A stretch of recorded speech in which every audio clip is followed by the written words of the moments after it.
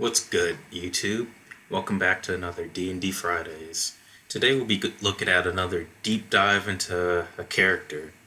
This time around, we're gonna be doing a bit more of a skill monkier type of character, and then for basically any of our Blacklister fans, we're going to be basing this character off of Raymond Reddington. So it should be a great character to go through. Without further ado, don't forget to subscribe down below and comment down below on what you think of this deep dive character. So let's get into it. So starting off on level 1, we're gonna take the rogue on level 1. Main. You even called him Raymond. Perfect. This is great. So starting off with level 1 rogue, my main thought process of going rogue level 1 is because level 1 rogues get the most skills out of any class at level 1 with your choice of 4 skills out of a laundry list of stuff. And since this is Raymond, our background has to be the criminal spy background. It's only befitting. Agreed. So basically we're starting off with this spread of stats here: 16 dex, 12 intelligence, 14 wisdom, 14 charisma, 12 constitution, dumping strength. So with that, take a look at our skills. So we're starting off with a +4 deception, which isn't bad. We're going to be expertise in insight and stealth expertise. We're going to have proficiency in intimidation, investigation, perception, and persuasion. So we got a good list of stuff that we'll be able to really go through different things and get some stuff done on the role playing side of things. And being a rogue level 1, we'll have some decent combat abilities.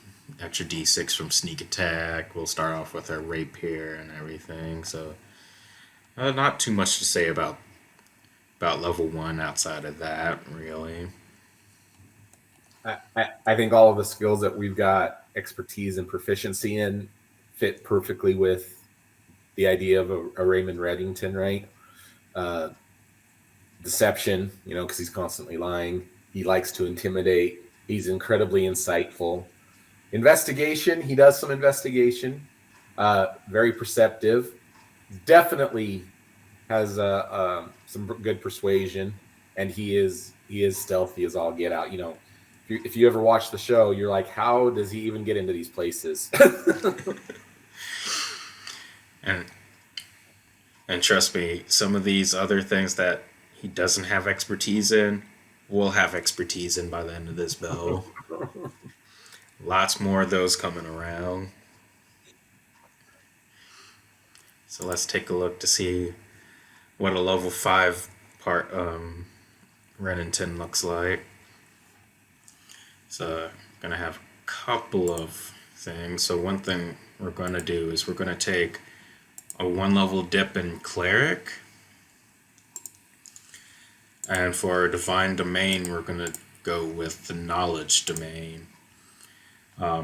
Because knowledge domain to me is all about, even though Raymond isn't that much of your typical cleric, I feel like the knowledge domain cleric really gets a lot of that seeking knowledge, which Raymond is all about knowledge for the most part. However he can get it. Yep. So we got a few things. We got a few languages, which you can definitely pick out depending on whatever your campaign is looking like. So maybe Dwarvish, maybe Celestial, I guess. This is sort of up to however it best fits your campaign. Yep. Now we also get a couple of skill proficiencies between Arcana, History, Nature, and Religion. We get 2 of them that we become proficient and expertised in. I would say Raymond seems to be a Definitely history for sure. for sure.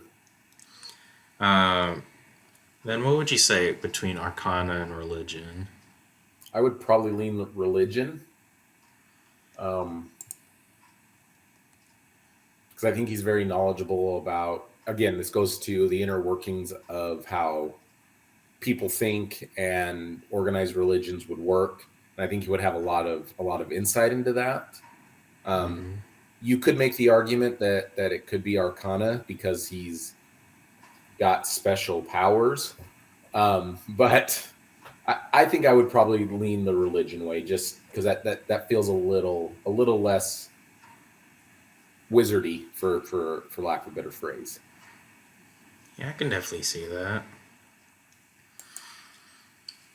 And then we're gonna also take a few levels in Rogue, so that'll give us a roguish archetype, which we got to go with Mastermind. Of course. Um, that's probably the most thematic for Raymond. Although I can see a little tidbit for maybe Inquisitive or Scout rogues. So we do get Master of Intrigue, so we get a gaming set as well. I would say maybe I think this has got to be the dragon chess. probably. Then we get some more languages, so that's going to be dependent on whatever your campaign really calls for. I feel like. I agree. This is definitely up to the player 100%, since it doesn't affect skills and everything like that. Yeah, and I would say at the moment, let's go fourth level of Rogue. Hmm. So we'll get a ASI, and being that our the Rogue is going to be our primary class for this multi-class build, I would say let's get our dexterity up a bit. I think that would be pretty good. Definitely. So let's take a look at what what we're doing. So right now we're showing that we now have a +7 in religion and history.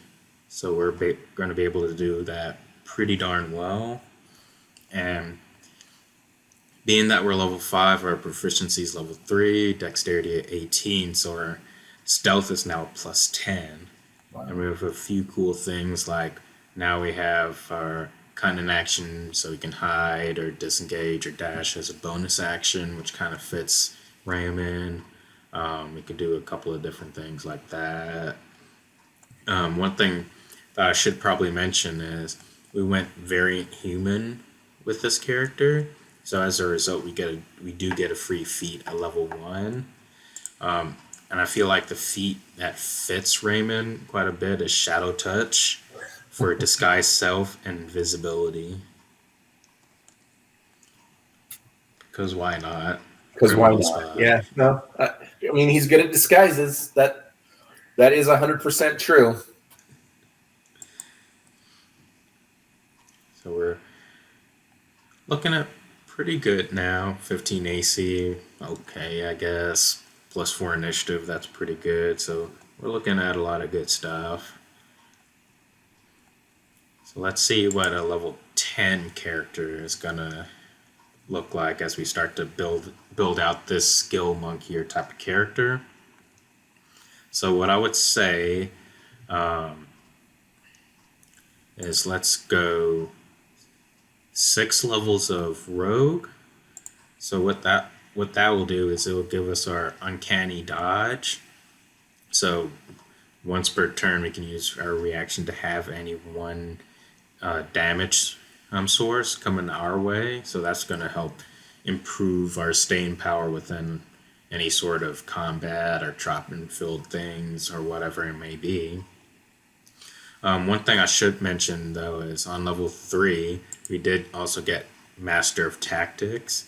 Basically, we can use our cunning action to take the help action, and instead of having to be next to somebody, we can use the help action within 30 feet, so that could be useful as well.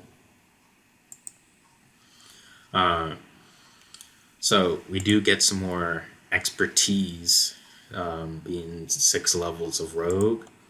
So I would say, I kind of want to say persuasion and deception for expertise. What's your thoughts on that? I think that makes sense. I 100% agree with the persuasion choice there. And I can definitely see that deception is a good pick. Can you click the drop down one more time for me? I could see going into perception. Or sorry, we did perception, right? We did persuasion. We did persuasion. I could see perception here because he is very insightful and he can perceive stuff. But he is definitely. I don't think that there's any problem going with deception because he is definitely a master of deception. He never answers a question in a straightforward manner, no matter what. Yeah, I agree. Deception is probably a good choice, but I can really see going perception, and I can even see going intimidation too. Yeah. So now that we're level 7, so we're going to do our first for this channel, our first multi-class character. And we're going to go with a bard. And we're going to go 3 levels of bard. So we do get a couple, so multi-classing into a bard, we get a musical instrument. I guess this probably would be whatever is floating your campaign or your own flavorful boat. For now, I guess we could go with the drum. We do get a free skill that we're proficient in from being from multi-classing into a bard. So I think there's a few good picks here, like maybe acrobatics, maybe athletics, maybe arcana. Sleight of hand is always a pretty decent choice, I would say. For me, I would say probably either performance or sleight of hand would probably be my choice. I think I was leaning towards performance because Raymond's always putting on some sort of performance, right? He's always got some facade up. So we'll get some bardic inspiration to help our allies out as well. Jack of all trades is just going to help us out tremendously, give us half proficiency in any and all skill checks that we have that we're not already proficient or expertise in. Which, for those who don't know, that also includes things like initiative rolls and things of that nature. Yep. So for the Bard College, we're going to go with the College of Lore. Because I feel like the Lore College is all about gaining more knowledge through various means, whether it's through books, songs, whatever it may be. So I kind of feel like that fits espionage. Yeah. Through espionage, yeah, exactly. Yeah. I think Lore Bard is probably the right way to go, but I can also see a Whispers Bard as well. So being a Lore Bard, we do get 3 bonus proficiencies of our choice. I would say maybe sleight of hand now. I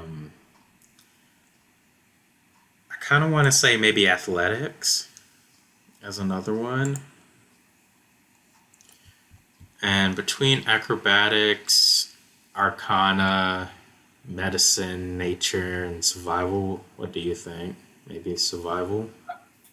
I was thinking medicine or survival here.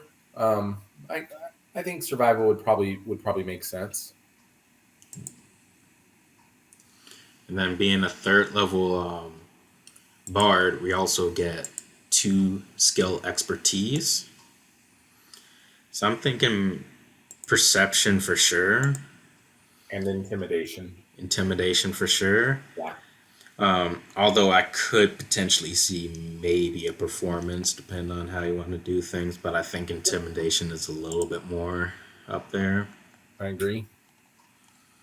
So now we're a 10th level character, so let's take a look and see what we're working with. 63 HPs, not too bad. Could be better, but not too bad. Thankfully,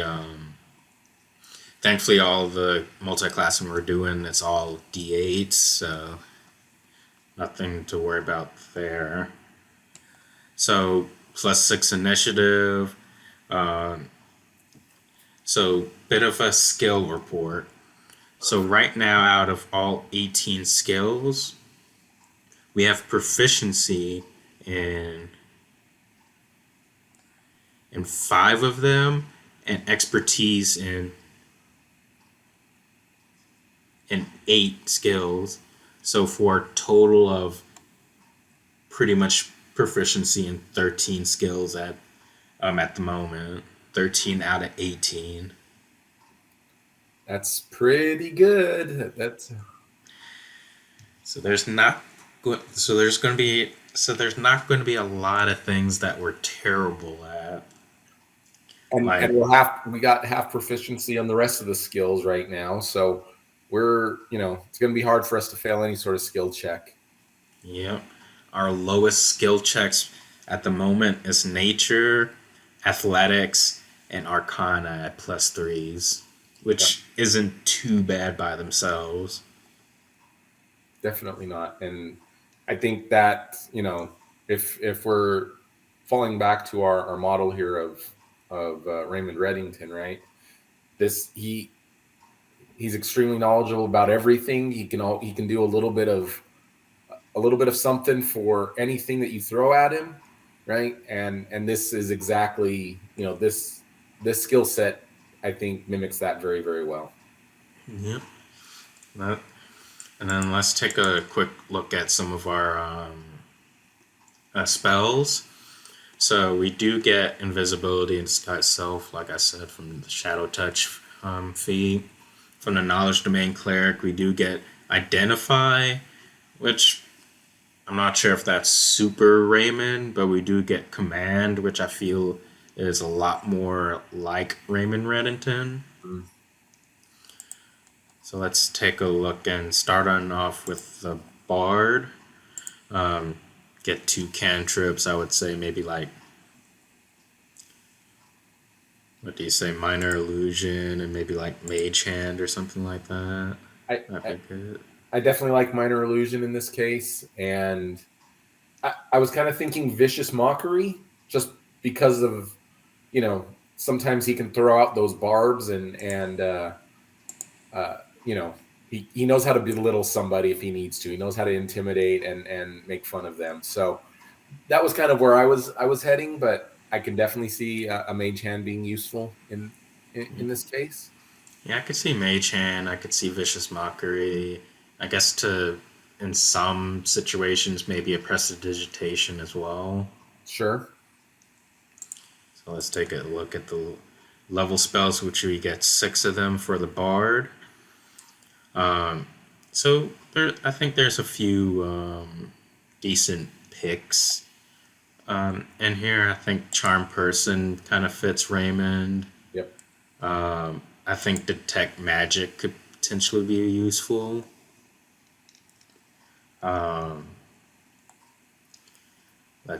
Let's see. I like Unseen Servant because Raymond's always got Dembe around, so he's always got to have that friend around. Yeah, I'm thinking maybe Comprehend Languages could be good. I think that's another one. I think Illusory Script would kind of fit this trope pretty well. Not sure how useful it is, but I think it fits the trope. Agreed. looking at the second level spells as well. There's a few good things in second level as well. I'm kind of liking suggestion for sure. Yep. I like suggestion. Maybe zone of truth. Yeah, I could see that. Right. Right. I, you know, I don't remember an episode where Raymond didn't tie somebody to a chair to get some truth out of them. So, Very, very, very true. For some reason, I kind of also think maybe the knock spell in some cases. sure. Um, e- Either the knock spell or the shatter spell. Sure. If you want a little bit more utility there, yeah, that Yeah. makes sense. Maybe in some situations, hold person. Sure. Again, that tying them to a chair, I think hold person fits the thematically also. Yeah. Um, Maybe enhanceability. Sure. I think that would fit. There's He's always trying to offer up advice to the FBI, so he's enhancing their ability to find, to find those criminals. So I think that fits also. hmm there's a lot of good stuff. Yeah, So definitely. taking a look at the cleric real quick while we're here. I would say so. We get 3 cantrips. Guidance has to be one of them, I think. Okay. Um, I'm not sure about anything else off the top of my head. Maybe the light cantrip. I was kind of thinking maybe resistance, um, That could be the case, yeah. but We also get 3 level 1 cleric spells.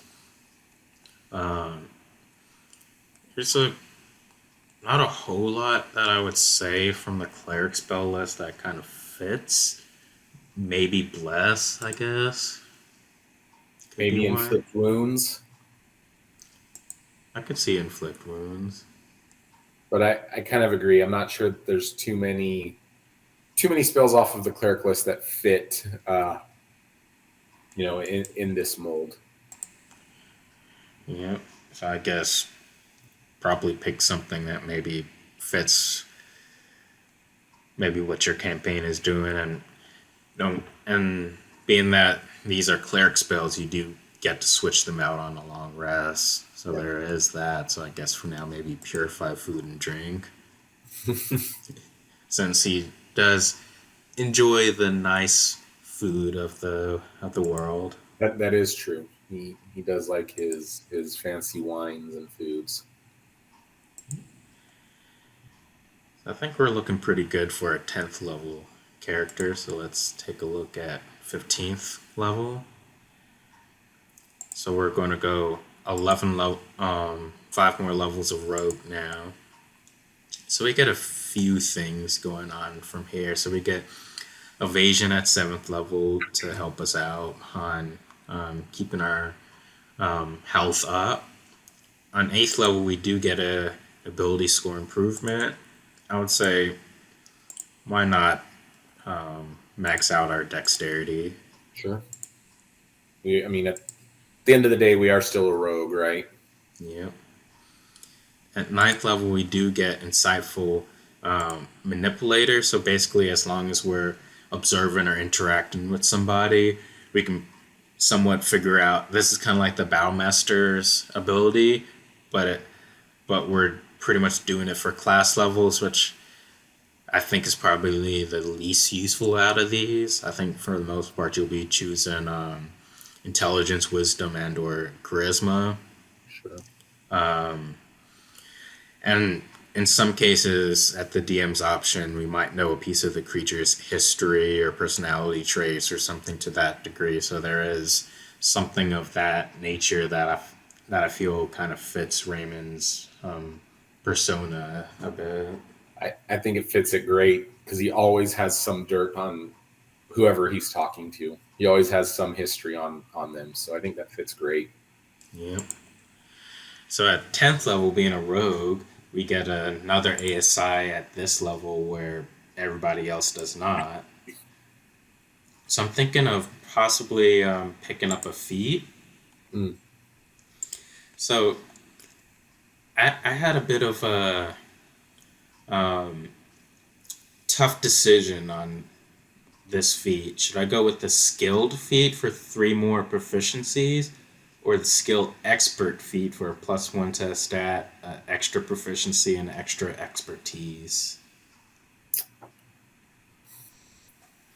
So I was thinking, if I do go with skill expert, then keen mind would be another feat to pick up in the future to help round off like intelligence. Mm-hmm. But it's definitely a tough decision as I feel like both ways kind of fit Raymond. I definitely agree. I think probably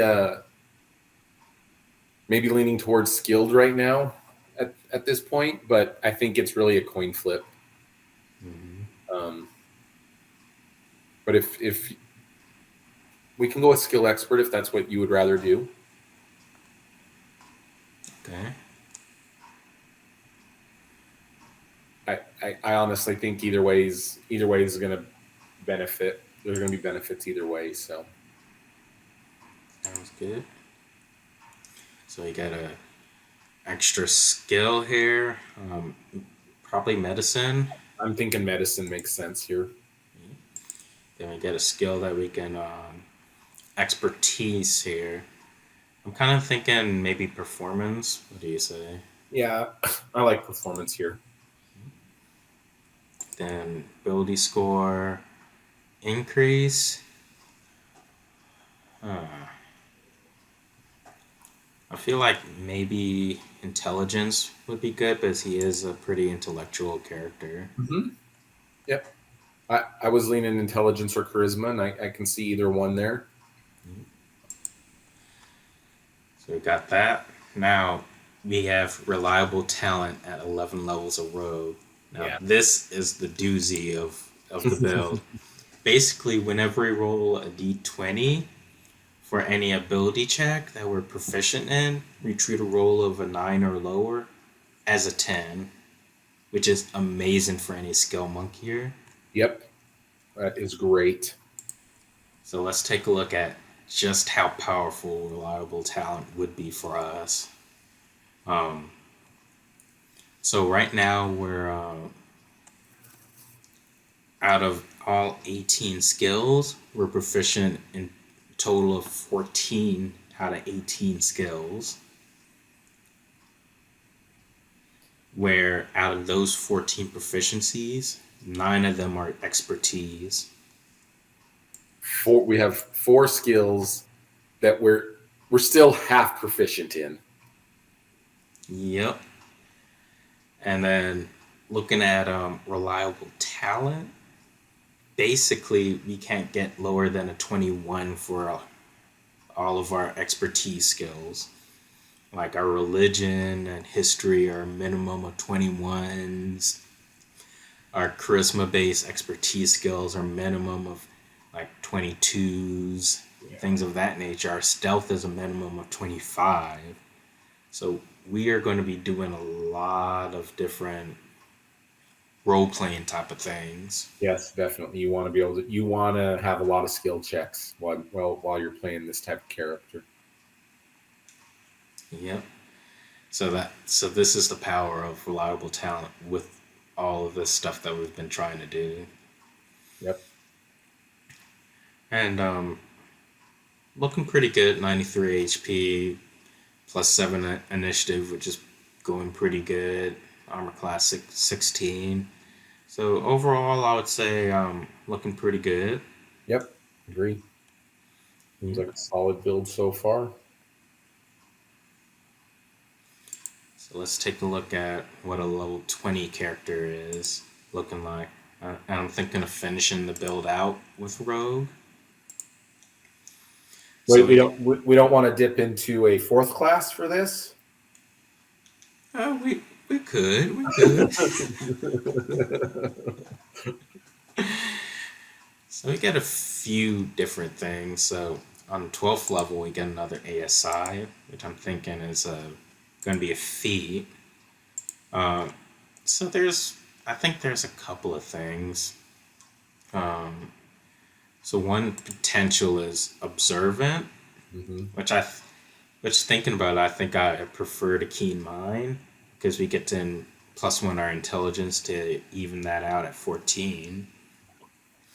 We can basically understand what a creature is saying just by reading lips, and we get a +5 to our passive perception and passive investigation scores. Hmm. Which, to be honest, in that line is really only going to apply to passive perception because I don't know anybody who uses passive investigation.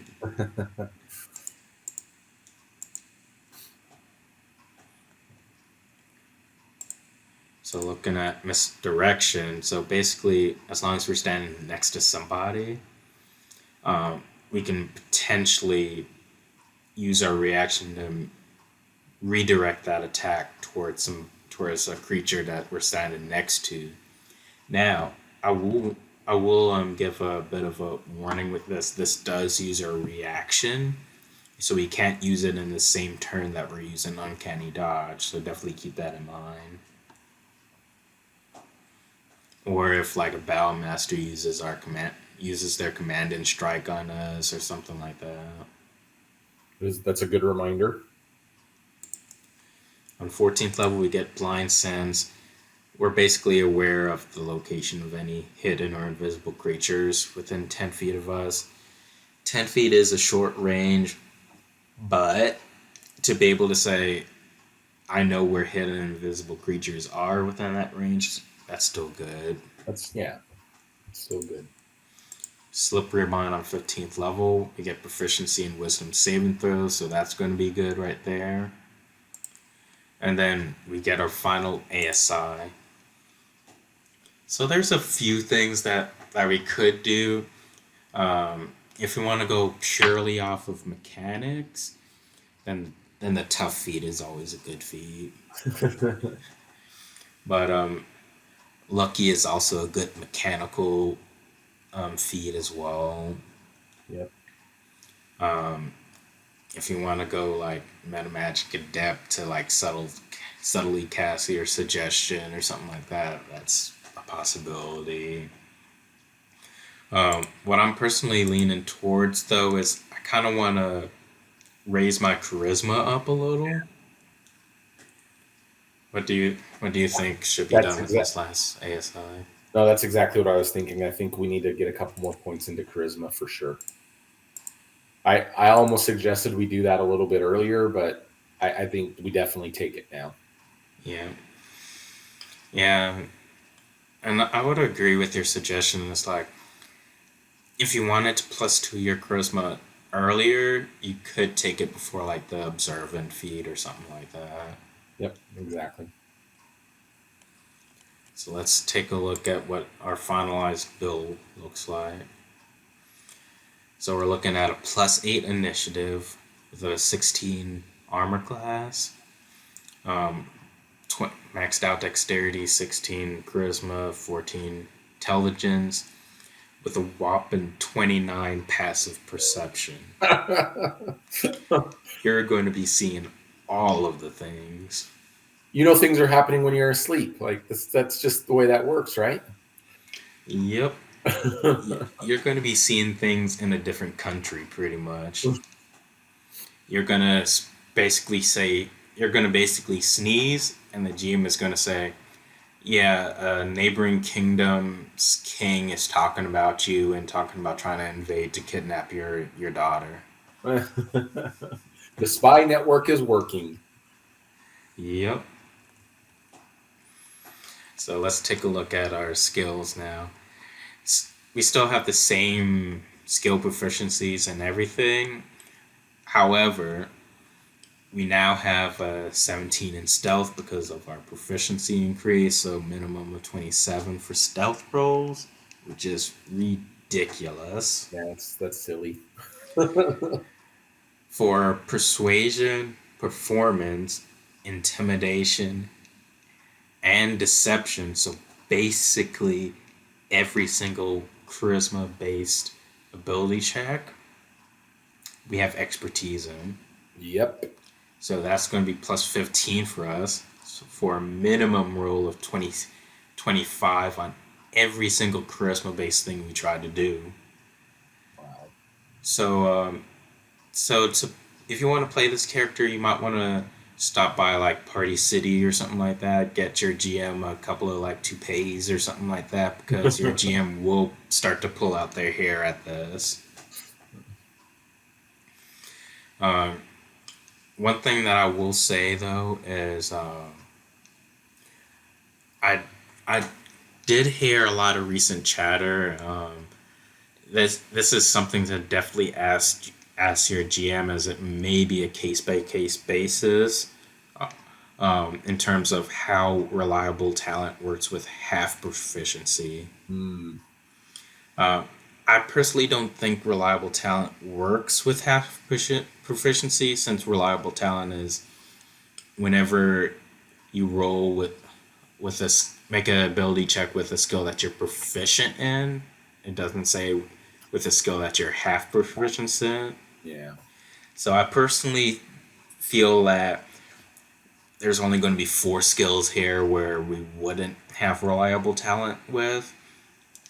However, some GMs may interpret that differently, so definitely talk this over with them, and they may say that reliable talent fits with these four with half proficient Sure. skills. Which just makes this type of character that much crazier. Yep.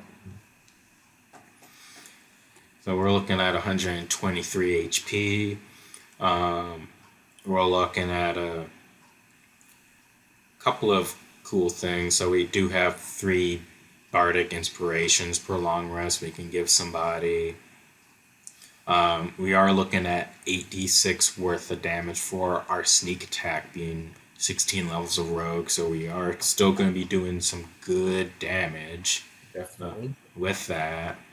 We're definitely going to be the skill monkier of the group. Going to have some good stuff. Also, from being a lore bard, we do get cut in words, so which is another reactionary thing to reduce attack rolls of enemy creatures. So this this character can be pretty reactionary heavy, so definitely keep that in mind. Um, but overall, I think this is a pretty interesting class nonetheless. The one party dynamic thing that I would definitely warn players about within for this character though is, since this is such a heavy skill monkier class, I would suggest that you sometimes have to restrain yourself from saying, yeah, I take this skill check, I do this, I do that, just to give other players in your party a little bit of that spotlight from time to time, just as a good good player to player thing. Even though we're making this character to be an amazing RP skill monkey, just keep that in mind. Sure. At the end of the day, this is a game, and everybody should be having fun. Yep. Absolutely. Um, This this seems like a really interesting build. The skills are off the charts. Little squishy with that armor class at 16 and only 123 hit points at level 20, but you got to give up a little bit to be so resourceful. Um, so I think this seems like it would be a fun character to play. Yeah, I agree. It's definitely going to be fun, and yeah, you're right. This is a little bit of a squishy class. Granted, AC of 16, that's probably going to go up because that is just with leather armor. You might have like some sort of magical studded leather armor, glamour studded leather armor. So that may go up a slightly. You know, magic items could make that a difference as always. but just base level, you're right. It is pretty squishy, even though we do have uncanny dodge and evasion. Yeah, just an observation, right there. Like you said, there are ways and workarounds to increase that AC and be not quite as squishy, but that's very game dependent and the world that you're independent. So, but at base level, yeah, Yeah. But on the flip side of the coin, especially in combat, this is a primary rogue, and being a primary rogue, this class is supposed to function as one of the game's two skirmishers, the other being a monk. So being a little bit squishy can be understandable, as you're not supposed to be staying on the front lines. You're supposed to get in, do your thing, get the heck out. So just remember, you're supposed to be a skirmisher. If you want to be a tank, there are plenty of tank classes and subclasses out there. Check out our previous videos on our tanky monk barbarian and our tanky forged main cleric, and those are just two of many tanky classes out there. yeah, definitely. There was some good conversations around those characters too. Yeah. But this is our skill monkier character, aptly named Raymond Reddington. Does a lot of cool stuff. Any last minute words from you? No, I think this is like I said before. I think this would be a fun character to play. I definitely think being able to have outrageous roles with your expertise and reliable talent would could make for some good times. Yep. And as a last little tidbit, if you wanted to get some more skill proficiencies and skill expertise and stuff, then you can always go scout rogue instead of mastermind rogue. You would get expertise in nature and survival, and then the one time you pick up survival proficiency, you could pick up like acrobatics or arcana, and then you be proficient in 15 out of 17 skills. But another option. But that will do it for this week of D&D Fridays. And until next time, keep y'all's lives geeky. Bye, everybody.